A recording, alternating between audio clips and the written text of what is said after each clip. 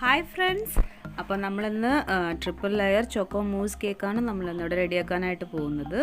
അപ്പോൾ വളരെ ടേസ്റ്റി ആയിട്ടുള്ളൊരു കേക്കാണ്. എല്ലാവരും ഒരു തവണയെങ്കിലും ഈ ഒരു കേക്ക് റെഡിയാക്കി നോക്കണം.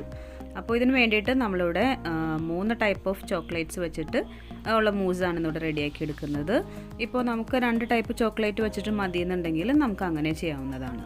അപ്പോൾ അതിന് വേണ്ടിയിട്ട് നമ്മളിവിടെ കേക്കൊന്നും ബേക്ക് ചെയ്യേണ്ട ആവശ്യമില്ല. കേക്കിന് പകരമായിട്ട് നമ്മളിവിടെ ഓറിയോയുടെ ഒരു ക്രസ്റ്റാണ് കൊടുക്കാനായിട്ട് പോകുന്നത്. അപ്പോൾ അതിന് വേണ്ടിയിട്ട് നമ്മളിവിടെ ഒരു ഓറിയോ ബിസ്ക്കറ്റ് ഒരു 200 ഗ്രാം എടുക്കുക. അതിനുശേഷം 70 ഗ്രാം ബട്ടർ എടുക്കുക. അതായത് 100 ഗ്രാം ബട്ടർ എടുത്തിട്ട് അതിൻ്റെ പകുതിയും പിന്നെ കുറച്ചും കൂടെ എടുത്തു കഴിയുമ്പോൾ ഒരു 70 ഗ്രാം ബട്ടർ ആകും. പിന്നെ അതിന് ശേഷം നമ്മളിവിടെ ഇതുപോലുള്ള കേക്ക്സ് ചെയ്യാനായിട്ട് നമുക്ക് സ്പ്രിംഗ് ഫോമിലുള്ളൊരു കേക്ക് മോൾഡാണ് നമുക്ക് വേണ്ടത്. അതല്ലാന്നുണ്ടെങ്കിൽ നമുക്ക് ഇതുപോലെ ഒരു പ്ലാസ്റ്റിക്കിൻ്റെ ഒരു ഷീറ്റ് കട്ട് ചെയ്ത് ഇതുപോലെ ഒട്ടിച്ച് നമുക്ക് ചെയ്യാവുന്നതാണ്. ഇതുപോലുള്ള ചീസ് കേക്ക് അല്ലെങ്കിൽ മൂസ് കേക്ക് എല്ലാം നമ്മൾ കേക്ക് ബേക്ക് ചെയ്യുന്ന ടിൻസിൽ ചെയ്യാറില്ല. അതിൽ ചെയ്ത് കഴിയുമ്പോൾ അതിൽ നിന്ന് ഡിമോൾഡ് ചെയ്യാൻ ബുദ്ധിമുട്ടായതുകൊണ്ടാണ് നമ്മൾ ഇതുപോലുള്ള ടിൻസ് സെലക്ട് ചെയ്യുന്നത്. അതല്ലാന്നുണ്ടെങ്കിൽ നമുക്ക് ഈ ഒരു മോഡലിലുള്ള റിങ്സ് വാങ്ങിക്കാനായിട്ട് കിട്ടും. ഇപ്പം നമ്മുടെ കയ്യിൽ റിങ്ങും ഇല്ലയെന്നുണ്ടെങ്കിൽ ഇതുപോലെ ഇതിപ്പോൾ ഒരു ഫയലിൻ്റെ ഒരു ഷീറ്റാണ് ഞാനിവിടെ കട്ട് ചെയ്തെടുത്തിട്ടുള്ളത്. ഇതിൻ്റെ ഹൈറ്റ് എന്ന് പറയുന്നത് 3 ഇഞ്ചും ഡയമീറ്റർ 9 ഇഞ്ചുമാണ് വരുന്നത്. അപ്പോൾ ഈ ഒരു രീതിയിൽ നമ്മൾ കട്ട് ചെയ്തതിന് ശേഷം ഇതുപോലെ ചെറിയൊരു ടേപ്പ് വെച്ചിട്ട് നമുക്ക് കട്ട് ചെയ്യാൻ പാകത്തിനൊന്ന് ഒട്ടിച്ച് വയ്ക്കുക. പിന്നീട് നമ്മൾ 200 ഗ്രാം ബിസ്ക്കറ്റ് ഒന്ന് മിക്സിയിലോ ഫുഡ് പ്രോസസ്സറിലോ വെച്ചതിന് ശേഷം ഒന്ന് പൊടിച്ചെടുക്കുക. ഞാനിവിടെ നന്നായിട്ട് പൊടിച്ചെടുത്തിട്ടുണ്ട്. ഇനി ഇതിലേക്ക് നമ്മൾ നേരത്തെ എടുത്ത് വെച്ച് 70 ഗ്രാം മെൽറ്റഡ് ബട്ടർ ഒഴിച്ചതിന് ശേഷം നന്നായിട്ടൊന്ന് മിക്സ് ചെയ്തെടുക്കുക. ഒന്നും കൂടി ഒന്ന് അടിച്ചെടുക്കുക. അപ്പോൾ നമുക്ക് ഇതുപോലെ നല്ലൊരു കൺസിസ്റ്റൻസിയിൽ കിട്ടും. ഇനി നമ്മൾ കേക്ക് ബോർഡിൻ്റെ മുകളിൽ നമ്മളിവിടെ തയ്യാറാക്കി വെച്ച ഈ ഒരു റൗണ്ട് ഷേപ്പ് വച്ചതിന് ശേഷം നമ്മുടെ ബിസ്ക്കറ്റിൻ്റെ മിക്സ്ചർ ഇതിലേക്ക് ഇട്ട് കൊടുക്കുക. അതിലേക്ക് ഇട്ടിട്ട് ഇതുപോലൊരു സ്പാറ്റിൽ വെച്ചിട്ട് ജസ്റ്റ് ഇതുപോലെ ഒന്ന് പ്രസ് ചെയ്ത് ഒന്ന് റൗണ്ട് ഷേപ്പ് പോകാത്ത വിധം നമ്മളിതുപോലെ ഒന്ന് റൗണ്ട് ഷേപ്പ് ആക്കി വെക്കുക. അപ്പോൾ നമ്മുടെ ഇത് പ്ലാസ്റ്റിക്കിൻ്റെ റൗണ്ട് ആയതുകൊണ്ട് ഇത് അങ്ങോട്ടും ഇങ്ങോട്ടൊക്കെ ഒന്ന് നീങ്ങിപ്പോവും. അപ്പം നീങ്ങിപ്പോകാതെ നമ്മൾ ജസ്റ്റ് ഒന്ന് ഷേപ്പ് ചെയ്ത് ആക്കി കൊടുത്താൽ മതി. പിന്നീട് നമ്മളിത് ഫ്രീസറിൽ വെച്ചൊന്ന് സെറ്റ് ചെയ്യാനായിട്ട് വയ്ക്കുക. അപ്പോൾ ഫ്രീസറിൽ വെച്ച് കഴിയുമ്പോൾ അത് നല്ല സെറ്റായി ബട്ടർ ഫ്രീസറിൽ ചെല്ലുമ്പോൾ നന്നായിട്ടങ്ങ് സെറ്റായി ഇരുന്നോളും. ഇനി നമുക്കിതിലേക്കായിട്ട് വേണ്ടത് ഞാനിവിടെ 3 ടൈപ്പ് ചോക്ലേറ്റ്സും എടുത്തിട്ടുണ്ട്. 150 ഗ്രാം വച്ചിട്ട് dark chocolate, milk and white ചോക്ലേറ്റും എടുത്തിട്ടുണ്ട്. അപ്പോൾ നമുക്ക് 2 ചോക്ലേറ്റ് മാത്രം മതിയെങ്കിൽ നമുക്ക് ഡാർക്ക് ചോക്ലേറ്റും വൈറ്റ് ചോക്ലേറ്റും മാത്രം എടുക്കാം. മെഷർമെൻ്റ് എല്ലാം സെയിം തന്നെ. മിഡിലുള്ള ചോക്ലേറ്റ്സ് നമുക്ക് ഒഴിവാക്കിയാൽ മതിയാവും. ഇനി നമുക്ക് ഈ ചോക്ലേറ്റ്സ് ഒന്ന് ഗനാഷ് ചെയ്യാൻ പോവാണ്. അപ്പോൾ അതിന് വേണ്ടിയിട്ട് നമ്മൾ ഓരോ ചോക്ലേറ്റ്സിലും 1/2 കപ്പ് വിപ്പിംഗ് ക്രീം നന്നായിട്ട് ചൂടാക്കിയതിന് ശേഷം ഒഴിച്ചു കൊടുക്കുകയാണ്. അപ്പോൾ നല്ല ചൂടുള്ള വിപ്പിംഗ് ക്രീം ചോക്ലേറ്റ്സിലേക്ക് ഒഴിച്ച് കുറച്ച് നേരം വെയിറ്റ് ചെയ്യാനായിട്ട് വയ്ക്കുക. അപ്പോൾ നന്നായിട്ടൊന്ന് മെൽറ്റായിട്ട് കിട്ടും. അപ്പോൾ അത് നന്നായിട്ട് മെൽറ്റായി കിട്ടാൻ വേണ്ടിയിട്ട് നമുക്കൊന്ന് മാറ്റി വയ്ക്കാം. അപ്പോൾ ആ സമയം നമുക്ക് ജലാറ്റിൻ ഒന്ന് മെൽറ്റ് ചെയ്തെടുക്കണം. അപ്പോൾ നമുക്ക് ഓരോ ചോക്ലേറ്റ്സിന് വേണ്ടിയും ഓരോ ടീസ്പൂൺ ജലാറ്റിൻ വീതം വേണം. അപ്പോൾ നമ്മൾ 3 ബൗളിലായിട്ട് ഓരോ ടീസ്പൂൺ ജലാറ്റിൻ വീതം ഇട്ടിട്ടുണ്ട്.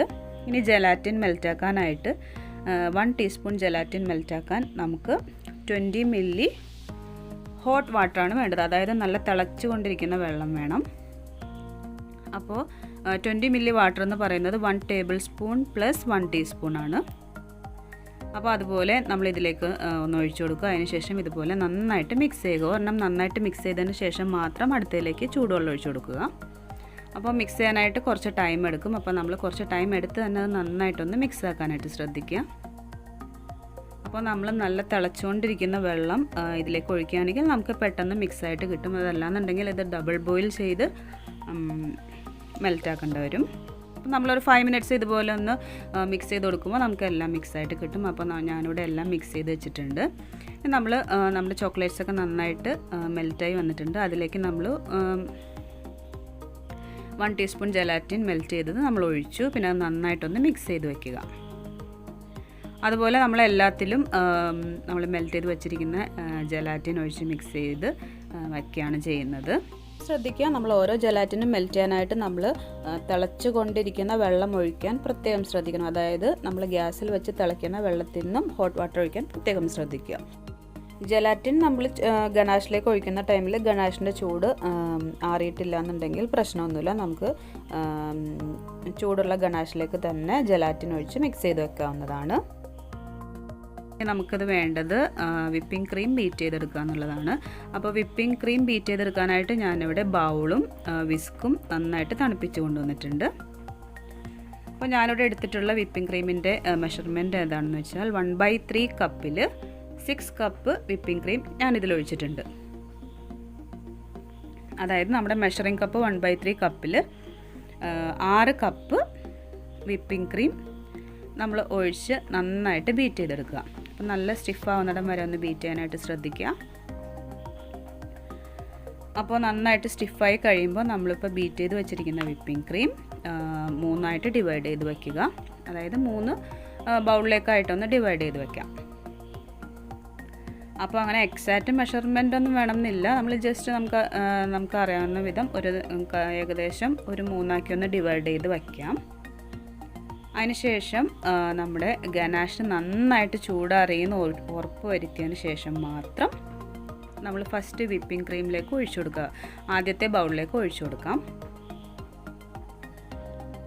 അത് നന്നായിട്ടൊന്ന് ബീറ്റ് ചെയ്തെടുക്കാം.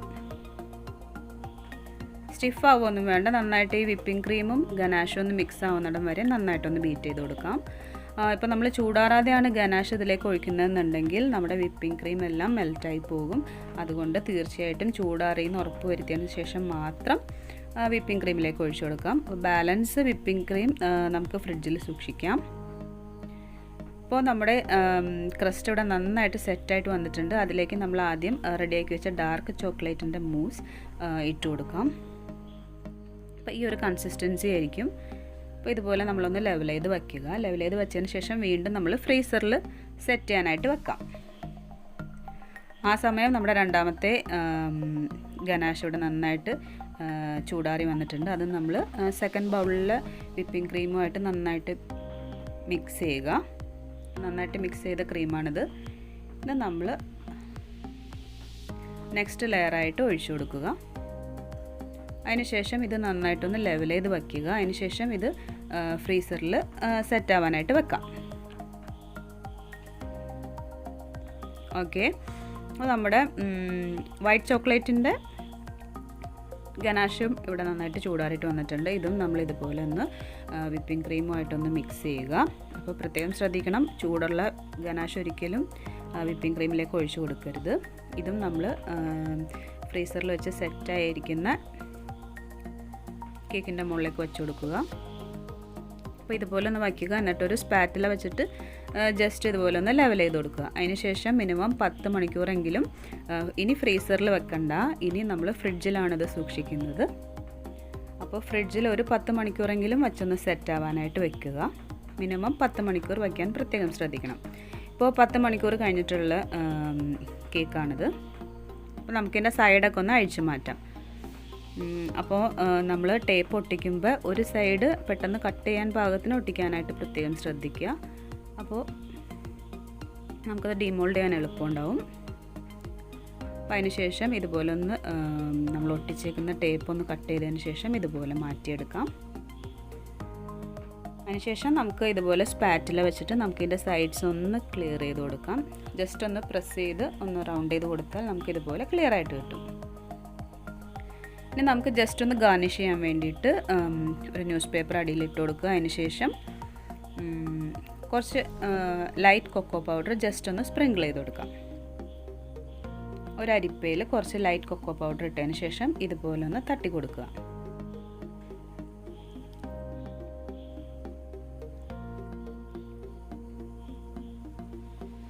അതിനുശേഷം നമുക്ക് ഇതിൻ്റെ സൈഡ്സൊക്കെ ഒന്ന് ക്ലീൻ ചെയ്തെടുക്കുക. ഒരു ടിഷ്യൂ വെച്ചിട്ടൊക്കെ ഒന്ന് ക്ലിയർ ചെയ്തെടുക്കുക. അപ്പോൾ നമ്മുടെ കേക്ക് ഇവിടെ റെഡി ആയിട്ട് വന്നിട്ടുണ്ട്. അപ്പോൾ വളരെ ടേസ്റ്റി ആയിട്ടുള്ളൊരു കേക്കാണ്. എല്ലാവരും തീർച്ചയായിട്ടും ഒന്ന് ട്രൈ ചെയ്ത് നോക്കുക. അപ്പോൾ നമുക്കിത് ഉണ്ടാക്കാനൊക്കെ ആയിട്ട് വളരെ ഈസിയാണ്, വളരെ ടേസ്റ്റിയാണ്. അപ്പോൾ വീഡിയോ എല്ലാവർക്കും ഇഷ്ടമായിട്ടുണ്ടെന്നുണ്ടെങ്കിൽ എല്ലാവരും തീർച്ചയായിട്ടും ലൈക്ക് ചെയ്യാനായിട്ട് മറക്കരുത്. നെക്സ്റ്റ് വീഡിയോസിൻ്റെ നോട്ടിഫിക്കേഷന് വേണ്ടിയിട്ട് എല്ലാവരും ചാനൽ സബ്സ്ക്രൈബ് ചെയ്യാൻ മറക്കരുത്. Thanks for watching.